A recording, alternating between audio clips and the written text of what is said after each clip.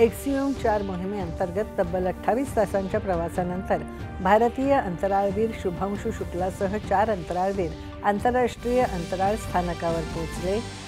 अंतराळ स्थानकात पोहोचणारे पहिले भारतीय म्हणून इतिहास रचणाऱ्या शुभांशु शुक्ला यांच्यासह सर्व चमूचं केंद्रीय मंत्री जितेंद्र सिंग यांनी केलं अभिनंदन।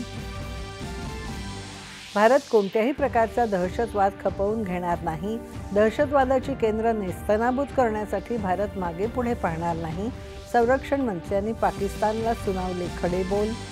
दहशतवादाविरोधात निर्णायक लढा देण्यासह तरुणांमधला कट्टरतावादाचा प्रसार रोखण्यासाठी सक्रिय पावलं उचलण्याची गरज संरक्षण मंत्र्यांकडून SCO परिषदेत व्यक्त।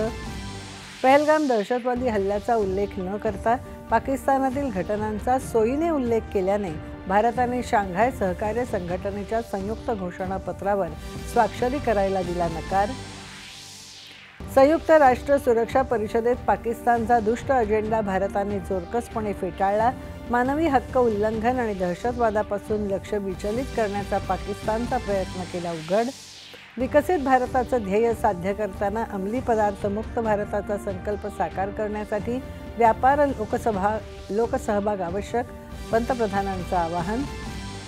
विधिमंडळाचं पावसाळी अधिवेशन 3 आठवडे चालणार, कामकाज सल्लागार समितीच्या बैठकीनंतर मुख्यमंत्र्यांची माहिती।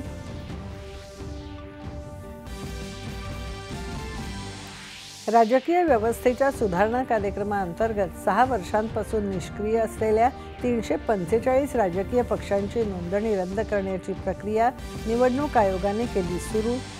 एअर इंडियाच्या अपघातग्रस्त विमानातल्या ब्लॅक बॉक्समधल्या माहितीचं डाउनलोडिंग यशस्वीरित्या पूर्ण, लवकरच मिळणार माहिती। आणि सातारा जिल्ह्यात नीरा नदीत ज्ञानेश्वर माऊलींच्या पादुकांना पारंपरिक पद्धतीने स्नान, तुकाराम महाराजांच्या पालखीचा आज बारामतीत मुक्काम।